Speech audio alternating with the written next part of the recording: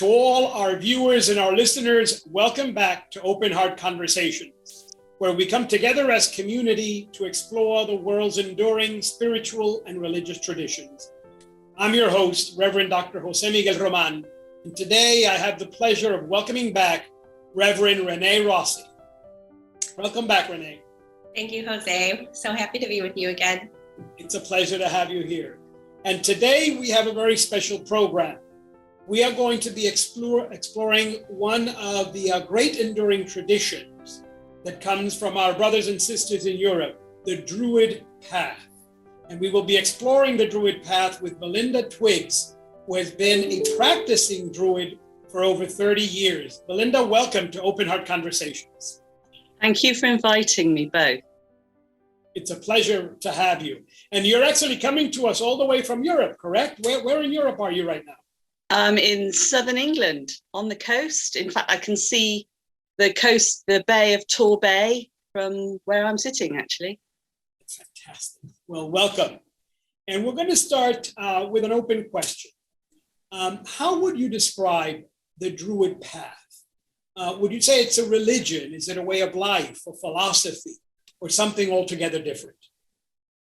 I think it's really useful that you've said, how would you, as in how would I describe the Druid path? Because one of the things about Druidry is that there are many versions, as there are many people who are Druids. So my version, my philosophy, my take on Druidry could vary hugely from other Druids that may or may not be watching this in itself.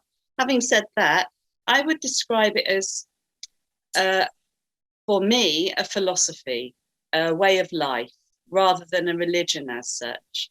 I always feel that the notion of a religion means that there are rules. In fact, it comes from the Latin, doesn't it? Religii, rules. And within Druidry, there's a very subtle rule. I think you could call it the golden rule, where we try to be towards others as how we would want people to be towards us.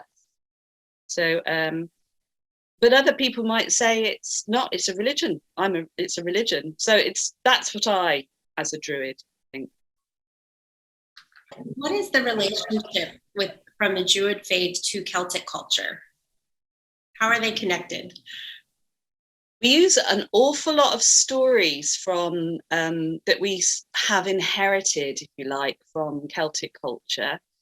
And a lot of the imagery is used, and I think it's because it gives a sense of rootedness in the past, because we know, don't we, that Julius Caesar came across Druids, Pliny came across Druids, and so that's pre-Christian.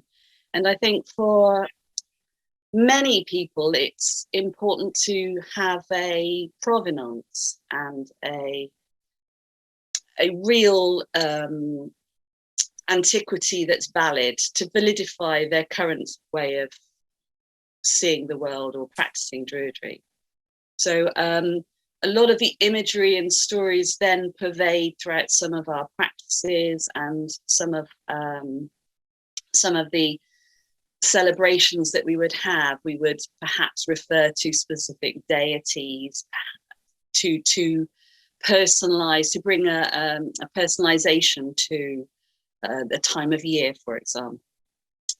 And again, that's very generalistic. So for some people, it is because they believe that they are Celtic peoples. And for others, it's a reference point that can inform and guide us. But for others, it's difficult because Celts were very fierce, bloodthirsty folks, and in fact ancient Druids, we know, would have taken auguries from the guts and blood of a dying person in order to, and that's of its time, isn't it? And now that's not something that some people might not want to be affiliated with. It's a choice. Let's begin to move a little bit deeper into the Druid path. What would you say are some of Druidry's major values or life principles? For example, can you speak to the place of nature in the Druid path, the place of ancestors in the Druid path? I think that the most important thing for me as a Druid, and I'm confident that most Druids would reflect this too, is our connectedness with nature. That is our mother, our father, our reality, our roots, it's why we're here. I personally feel that one of the problems with the human race is that we've become very disconnected with where we're actually from. And we've built all these very clever things around us with, look at what we're doing now. We're so brilliant. And I love that. But at the same time, we aren't above and beyond the natural world. We are part of it. It's one of the essential players in, if you like, within the world of nature in terms of our ability to be destructive. But I also think that for us, nature can teach us and is teaching us and is such a patience giver. I think that nature is definitely the center, if you like, of our of my with Druidry. What about ancestors too?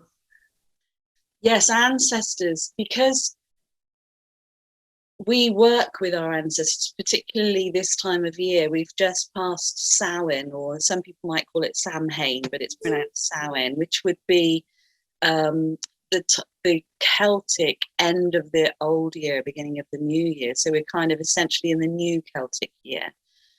And we work with ancestors in similar ways to the way many peoples work with their ancestors. We revere them, we turn to them for wisdom and strength, and we reflect too on how it would have been for them when they lived on this planet, in this world.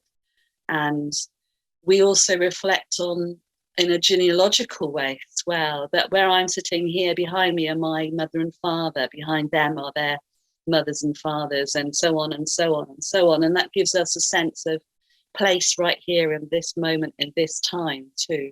So ancestors are, I like to say, when we do work with our ancestors, but for our children's children, just that sense of place within time, rather than it being all about right now, this modern world. It gives us that extension, if you like, of our existence. So what do Druids believe in?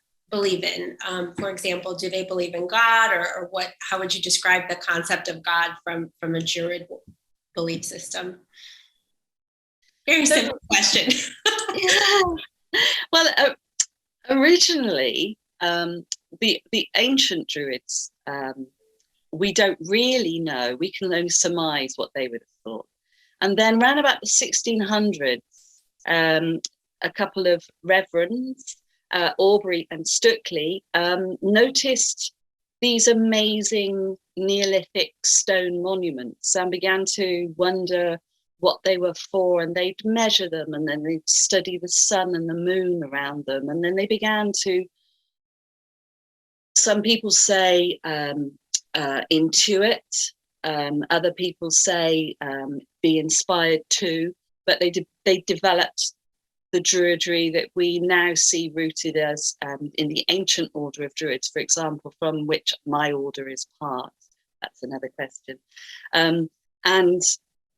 So all of the Druids back in the beginning of the Neo-Druids, the nascent stages of the Neo-Druids, if you like, would have been Christian, because everybody was Christian. It wasn't there was no question of it. And you can see that in some of the words that we still say within ceremony or ritual. For example, there's one that we still call the Druids Prayer, and it would have originally said, "Grant, O God, thy protection." And nowadays, because of people's various experiences with different belief systems, when we say it together, it sounds quite muddly at the beginning and the end, because people might say, "Grant, O God," someone might say, "Grant, O Goddess," somebody might say, "Grant, O Great Spirit." Those are the three common ones, really. And so we all say our own chosen or our preferred or the one we feel most comfortable with together, and then similarly at the end. So is there a place for God within Druidry? Yes, there is. Is it something that we expect? No, I wouldn't say. I would say that we open our arms and hearts to people of all faiths and none, should they choose to come to stand with us in circle. And when we stand in circle, we're standing as equals and for light and love and peace. So that's the caveat, really. If there's a rule of anything, it's if one should be truly meaning when they're saying the words, I stand with peace and light and love, heart to heart, hand in hand. That's as if one couldn't stand in a circle holding people's hands and meaning that, then that would be, that's sort of like a self-selecting thing in a way, because we check with each other as well. We look at each other as we go around the circle, and not in a interrogatory way, but more just to see people's hearts. Have I answered your question? Yes. Fault. Thank you. Thank you. Before I ask, because I do have a specific question I want to ask you, I want to follow up. What is your personal concept of God, or do you have one? As a practicing Druid, do you have a concept or sense of what that word God means to you? I have pondered on this time and time again, Jose. I actually don't know. I would say I was an agnostic, because there are so many things, aren't there, in this amazing, magnificent universe that we live in. And I can see how science has sought to comprehend and understand and explain things. And I know that I have contacts who are scientists and Christians. So at no point can they ever, does it ever say, therefore there's no God? I know, I believe that Einstein came up with a theory. Now I don't know this, but he couldn't say that this is the theory because it actually indicated there could be no God.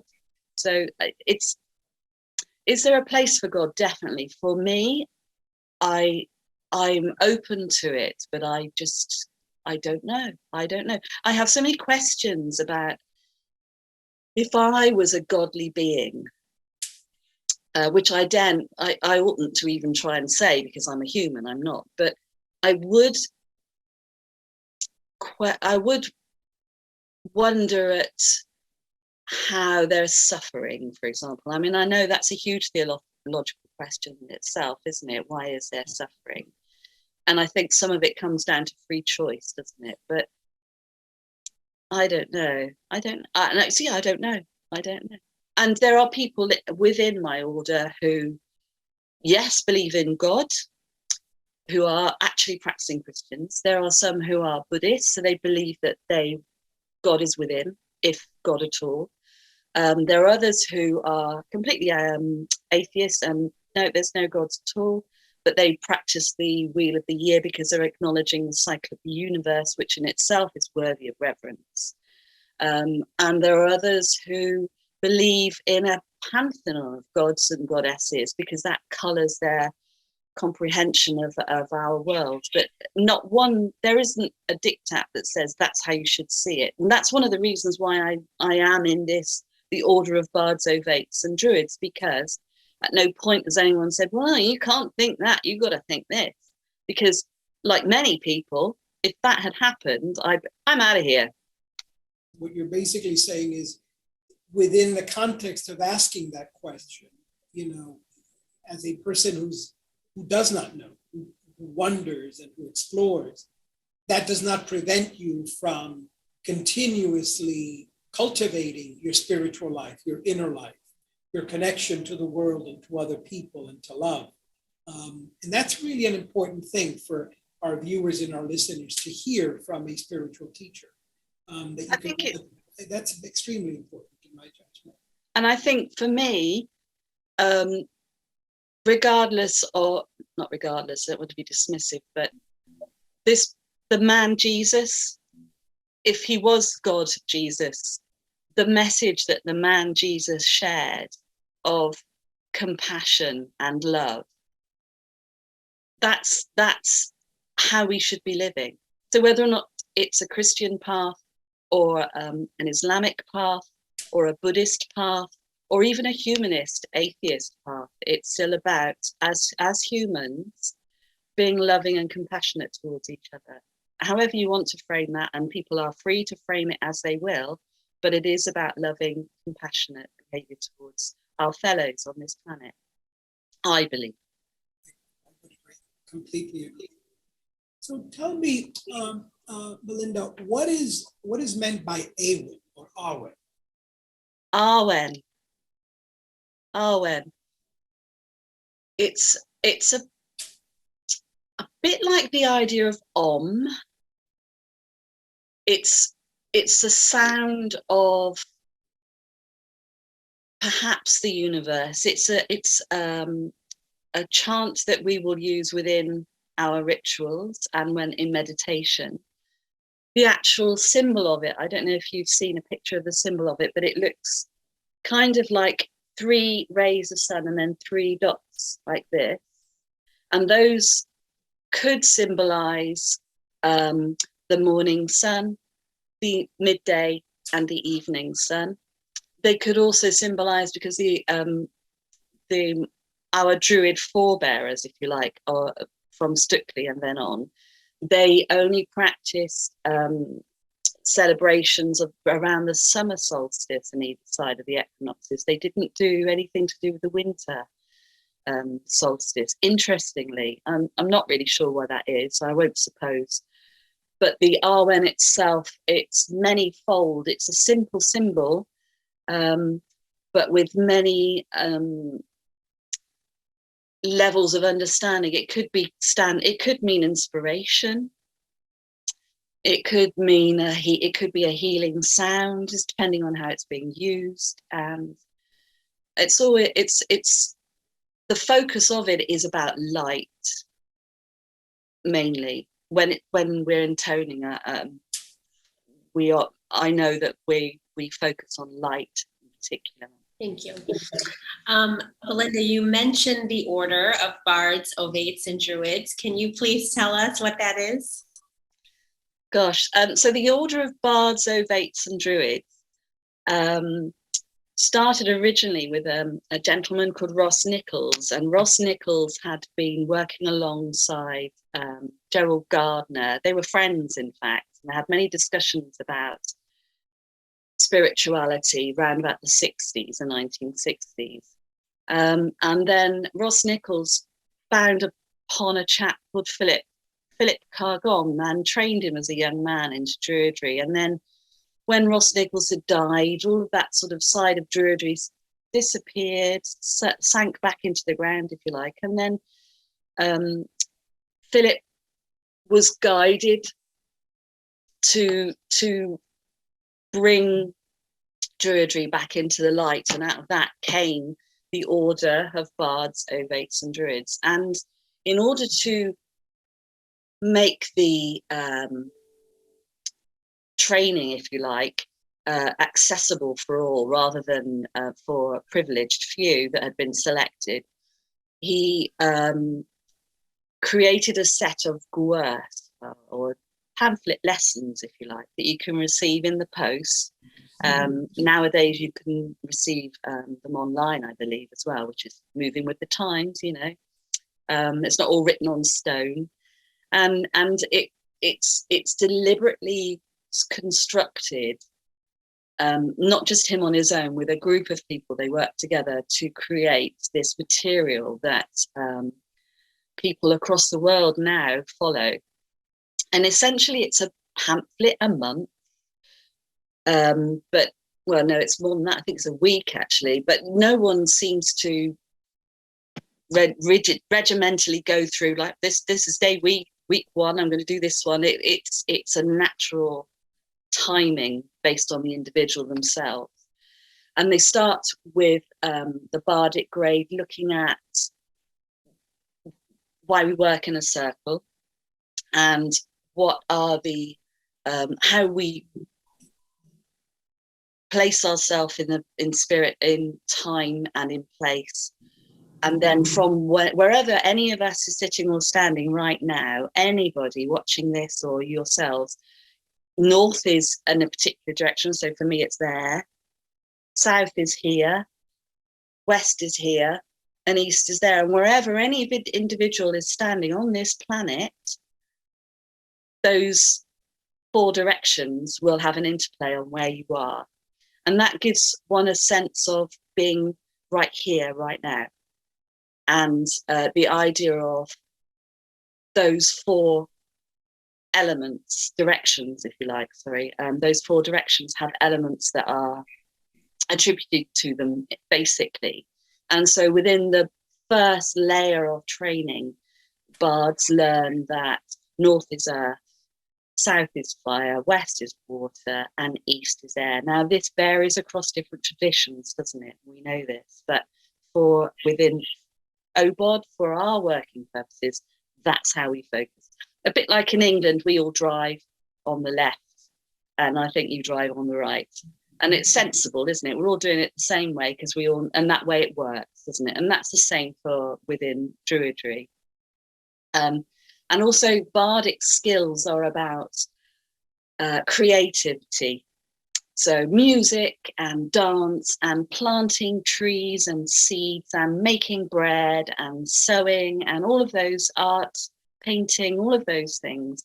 People are encouraged to find where they are drawn and explore that in order to enhance their sense of being a full human being, because we are creative beings, aren't we? And within that lies our essence of spirituality, I feel, because we can start to recognize that sometimes our creativity, if one allows, it's not necessarily something that comes from within. Maybe it comes from somewhere else. And so in a reflection back to your question earlier, per se, that could be God, or it could be our connectedness with nature. It could be Arwen inspiring you.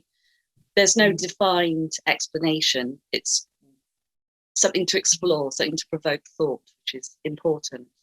And then the Ovate would be starting to look at ways of delving deeper into the mechanism of you as an individual, as a person. What makes you tick?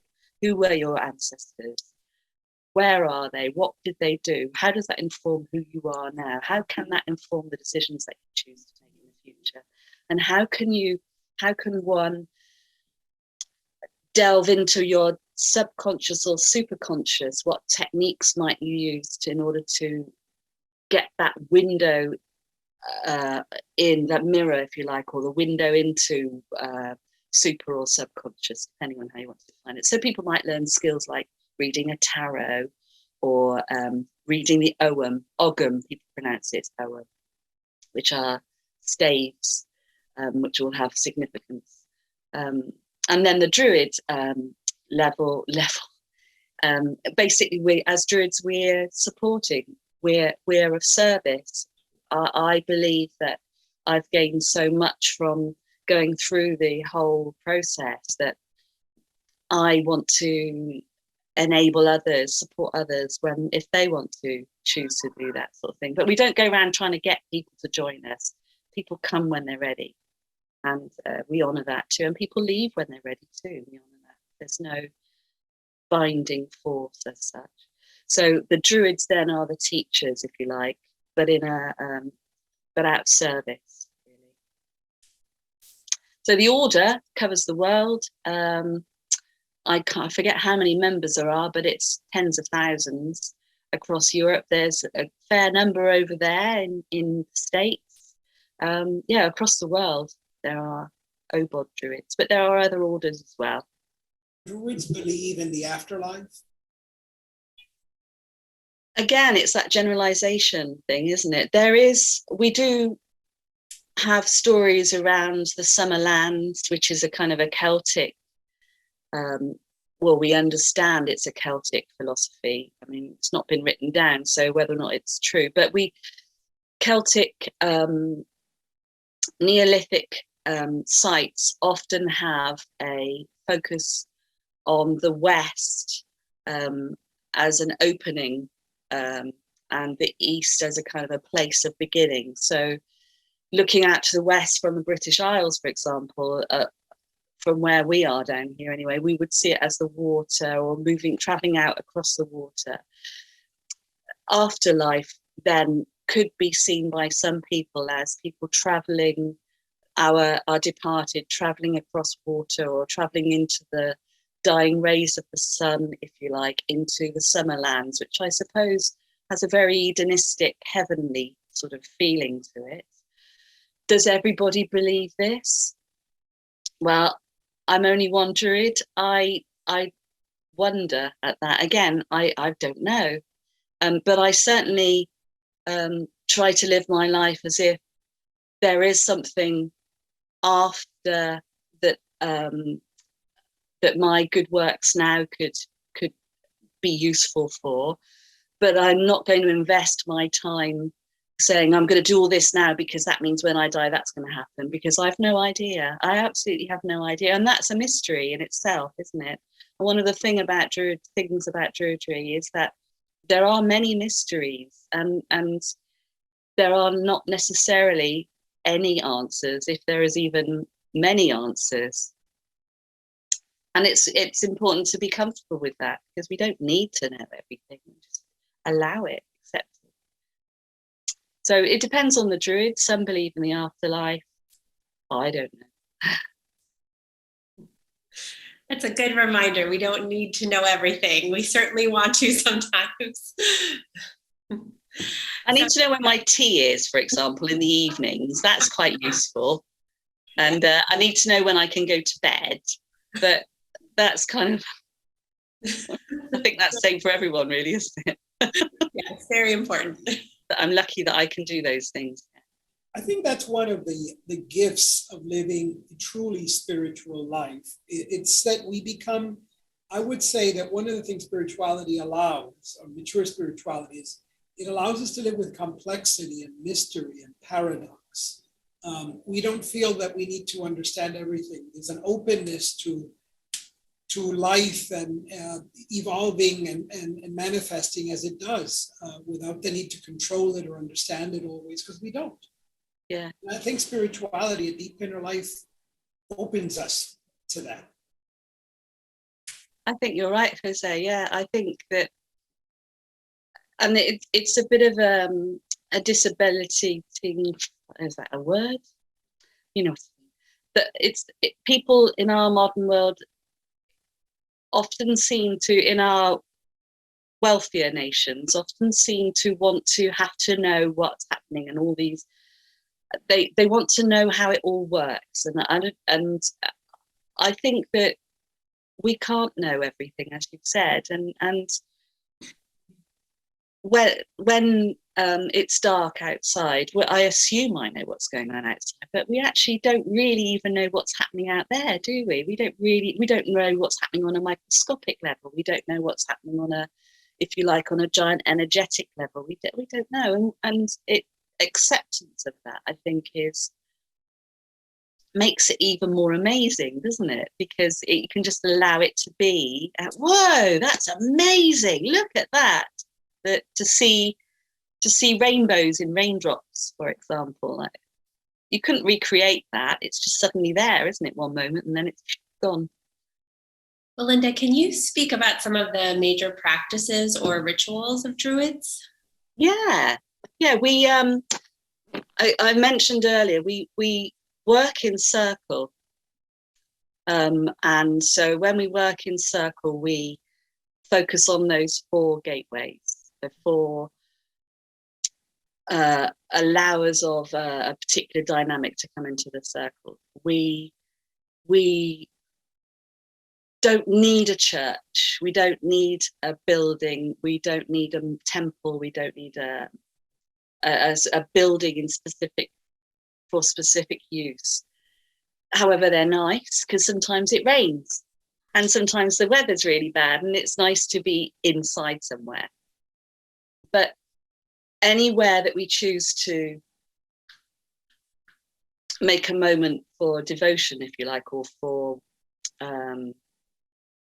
recognition of the time of year, or for whatever reason we've chosen to do a ritual, the moment that you intend that is when it begins to be that very place, and the way that we set up the circle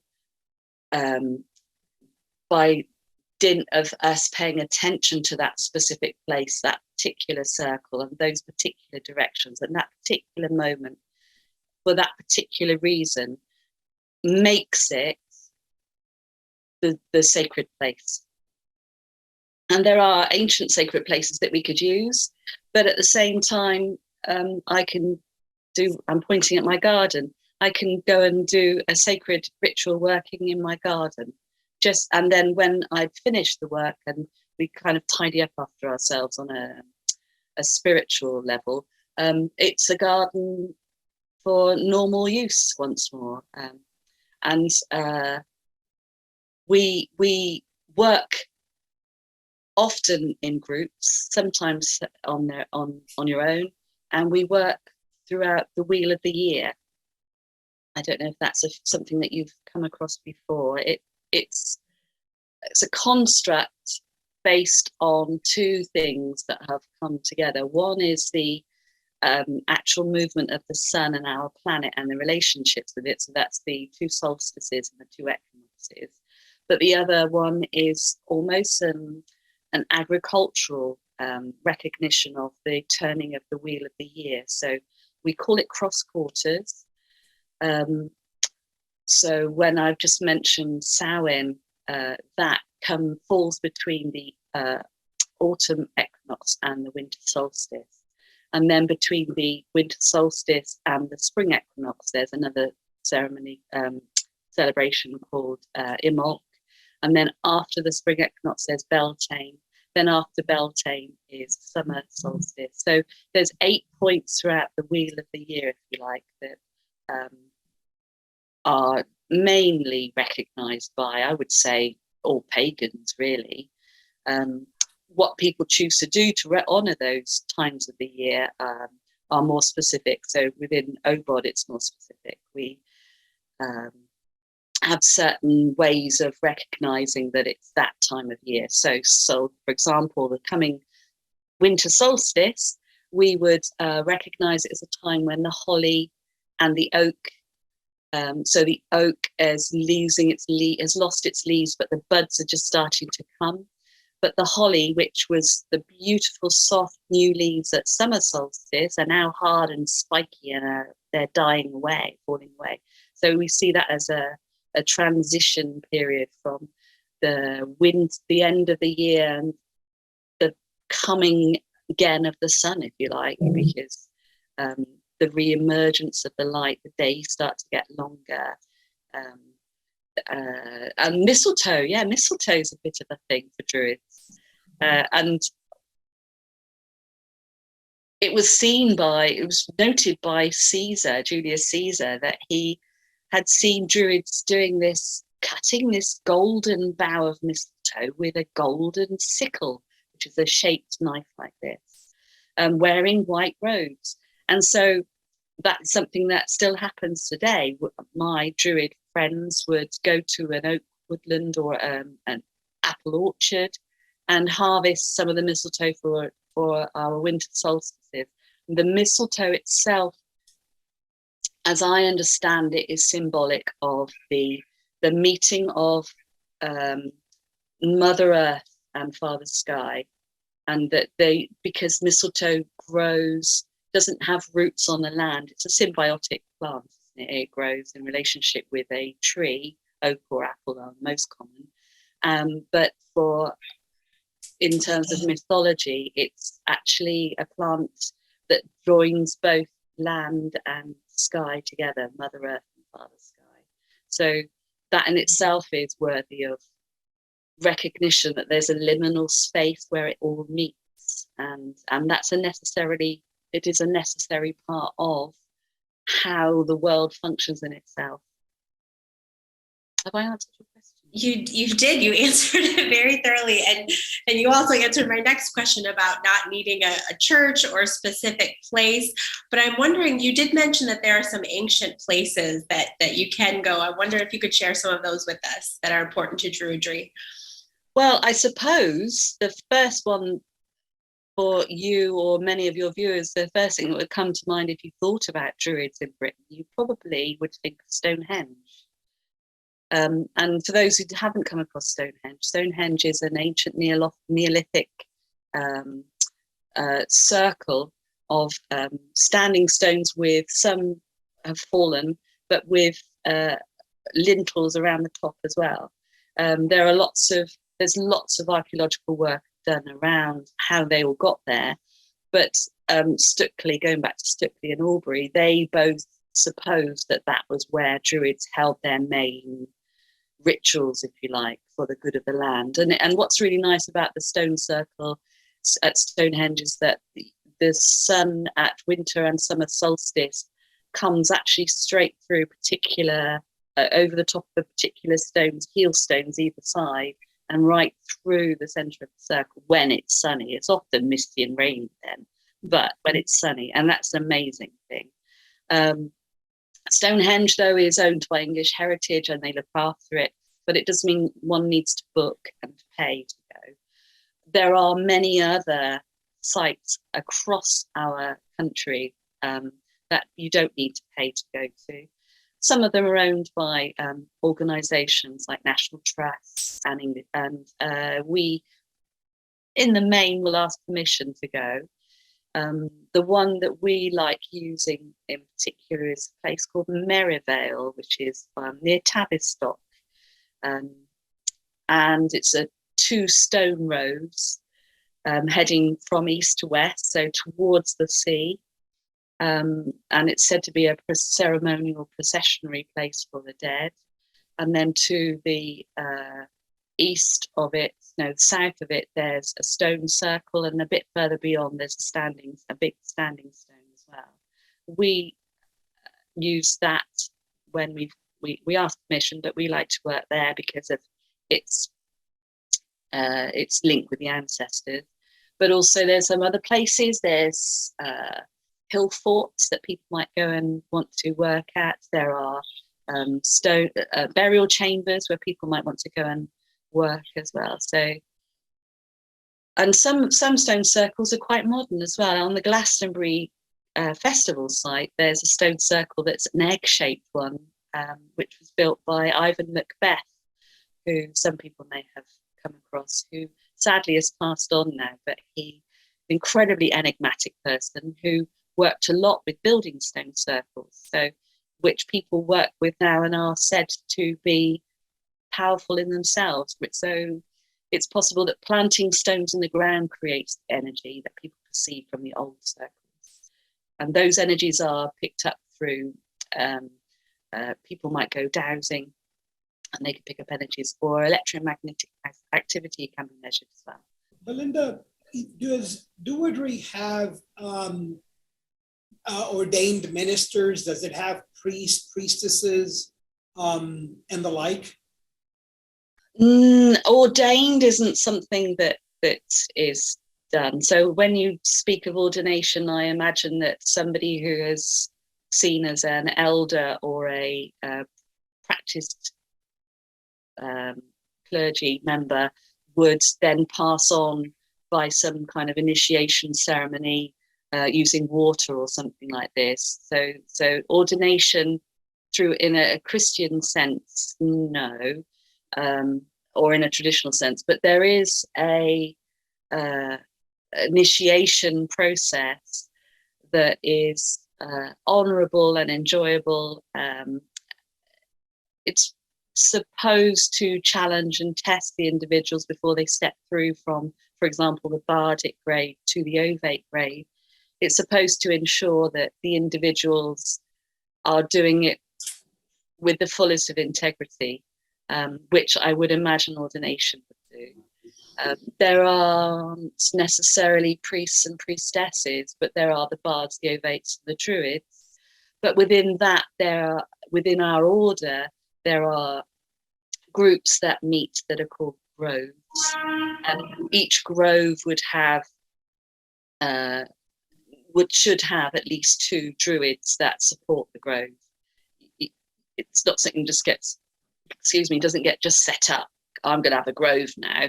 It needs to have a structure to it as such. And our order, the order of Bards, Ovates, and Druids, we have a chosen chief. We have a Pendragon, and we have a Modron, and we have a scribe. So we have roles that are played from the top, but only in sense as a supportive role. I wouldn't say that neither Philip Cargom, who's now stepped back from being a chosen chief, or Ema herself, I wouldn't say that they are rulers. They're more there to perpetuate and support and question and discuss, to create our order in a chaos, really, create order out of chaos. It's more that they're there to guide as figureheads. Talk a bit about how the order of Bards, Ovates, and Druids reaches across the globe, and there are other orders as well. So could you go into a little more explanation about how that's organized? Like, someone can start their own order, or how, are they very separate? There really, I suppose, are no reasons why someone couldn't set up their own order. It would be the test of number and time, wouldn't it? So how many people would be drawn to that? Does it make sense to people to want to join it? Are they joining because they're being cajoled or threatened into it, or are they joining for their own volition? And setting up a new order would beg the question, why would you need to? There are a few orders around. There's the British Druidic Order, there's the Ancient Order of Druids, and there's the Order of Bards, Ovates, and Druids. Those are the kind of 3 main orders within the UK. I know that there's an order in America as well. Forgive me, I don't know their names, but we all work across and with each other. And there might be within the actual orders themselves a slight difference in practice, a slight difference in the actual working of a ceremony to celebrate, for example, winter solstice. But we're all very comfortable with it sort of like that. Doesn't seem to be within our order anyway, any power plays as such. It's a very comfortable acceptance and acknowledgement of the other orders that are there. I doubt that if somebody, for example, decided they wanted to start up an order and they weren't reflecting what we would consider to be the Druidic practices, I doubt that it would be something that lasted very long, just because people might not really want to get involved. But we know, don't we, there are groups of people all over the world that are doing things that as you said earlier, Jose, it's like questionable, darker side of things. But within Druidry, it's about, as I've said before, it's about working with the light, it's about working with compassion, about working with love. With that in mind, why shouldn't there be another order? It's not a profiteering exercise, really. You've already mentioned some of the celebrations that are important to Druids. Can you tell us what are some of the holidays, major, maybe the 1, 2, or 3 major holidays for the Druid community? Well, there's kind of 8 at least. So the Wheel of the Year, let's think about the church year. So it would be Christmas and Easter, perhaps, I would argue, would be the major celebrations. I mean, I know there are many throughout the year of the church. But so with Druidry and many pagan practices as such, each of those 8 marks in the year are worthy of a holiday or celebration. And I know that, I mean, I don't personally, but I know that we have the right as pagan or druidic practitioners to ask for a holiday, i.e. a day off work, to celebrate something like May Day or Beltane, for example.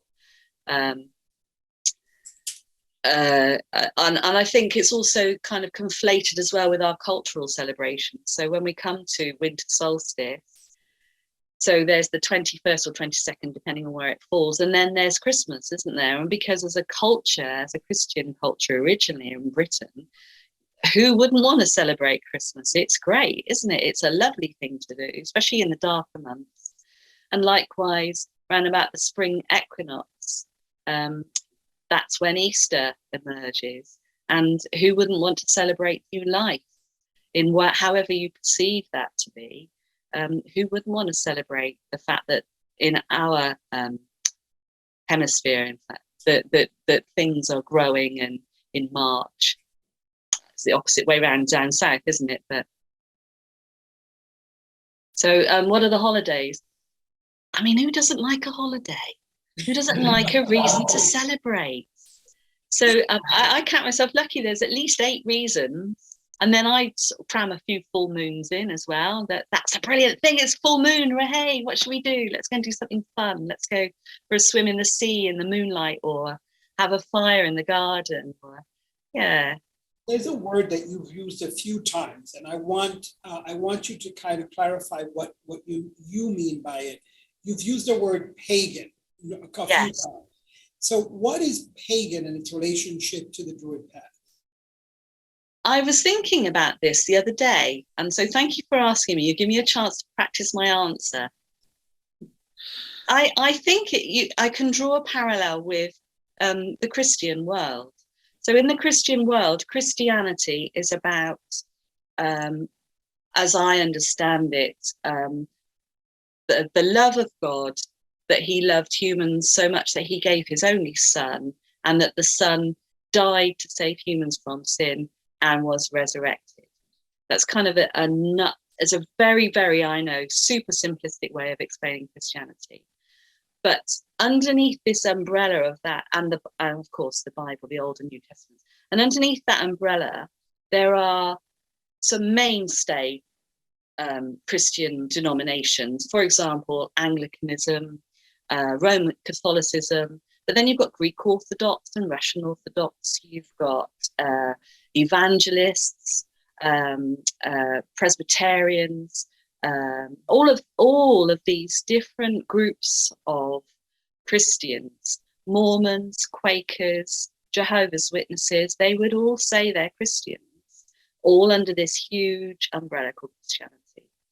And I would say that a pagan is somebody that, in the main, honors and recognizes our connectedness with our beautiful world and with nature. But within that, there are many, if you like, denominations, one of which is Druidry. But and so some people might say, I am a pagan, much like someone would say, I am a Christian, but they're not particularly affiliated to a church or a denomination. They simply believe in God and pray. So who's to say that's wrong? It's not. I honor that. Likewise, some might say they're a pagan because they just like being out in the world and they don't subscribe to any other beliefs, but they like the idea of a belief or spirituality expressed through nature. Whereas there are other people who say, I'm a pagan, but I am a Norse pagan. So I follow the Norse traditions. Or I'm a Wicca. I practice Wiccan. And within there are other denominations. So a Druid, for me, is, now someone else would say that this is wrong. Another Druid might say, no, Druidry is not pagan, it's different. But for me, it's like a part of this whole family of non-Christian denominations that well, some of them are Christian actually. So yeah. So I would say pagans are sort of an umbrella title, label, And Druidry is something within that, I would say. I appreciate that. Renee, you have another question? Yes. Belinda, do Druids have sacred scriptures? Not as such, no. There are words that are translated from a Celtic manuscript, for example. There's an amazing couple called Caitlin and John Matthews, who are members of our order, who are scholars and translate Celtic scripts. And out of that, we found an awful lot of useful things that we've now incorporated perhaps into some of our practices. There are words that are used that have been handed down and taught. It's supposed to be an oral tradition, although people learn about Druidry through pamphlets.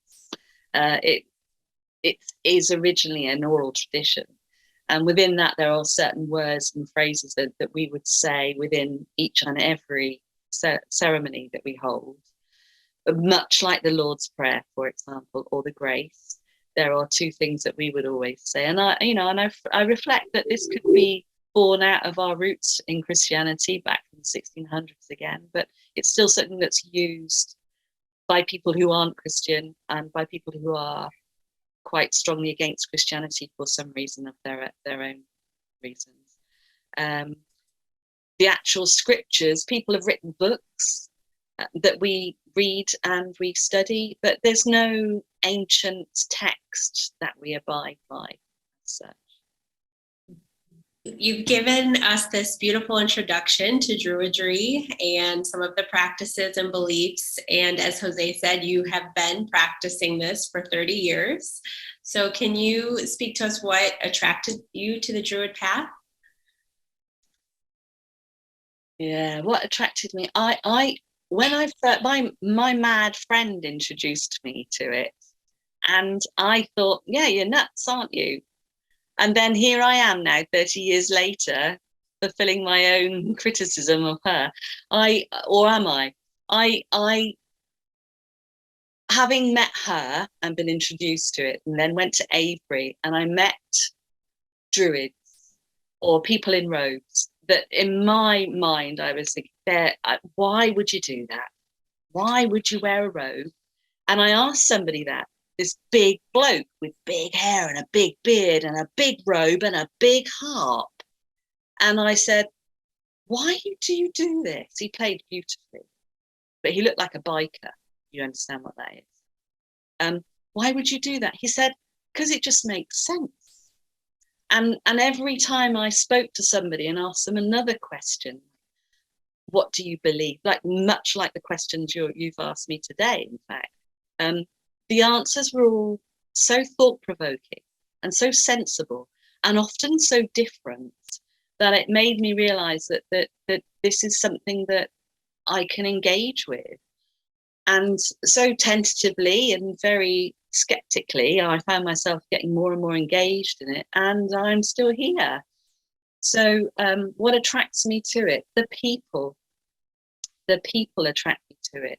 That endeavour to do the right thing, that working with love and integrity and honesty with each other, that strength we find when we're sitting with each other, when we're up or we're down, depending on how we're feeling in our life, when we know we are in a safe space that we can share that with people and be heard, be witnessed, but not criticised or judged or advised. That's a place where I know many people of religions and none can also find that sort of peace. But for me, it's where I've ended up in a way. Yeah. That's a hard question, though. Something you explore your whole life, right? Yeah, absolutely. It really is. Yeah. And it always reveals more. Yeah. I think you've given us a really phenomenal kind of primer on the Druid path. A lot of our viewers and our listeners are going to be really interested in getting more and more information. So let me ask you, how can someone interested in getting more information on the Druid path, how can they get that? How can someone get more information, learn more about this spiritual tradition? There are lots of ways, but we've got the good old, if you are an internet user, there are many search engines, and I would just put into your search bar the order of Bards, Ovates, and Druids. Ovates is spelled Ovates, or just Druidry. If you Google, or other search engines are available, if you put that in, you will come up with loads of either books that have been written, or online writings, and articles. So, and follow your heart, I would say. If you're interested, look into it and see where it takes you. This has been such a wonderful experience, and such a wonderful introduction to this path. We are so grateful to you for spending time with us. Thank you so very, very much. Thank you so much for asking me. It's been a real joy to have met you. Here. Renee, thank you for being part of Open Heart Conversation. Yes, thank you to Belinda and Jose. And to all our viewers and our listeners, thank you for participating in this discussion. And we look forward to hearing from you again in Open Heart Conversations. Take care.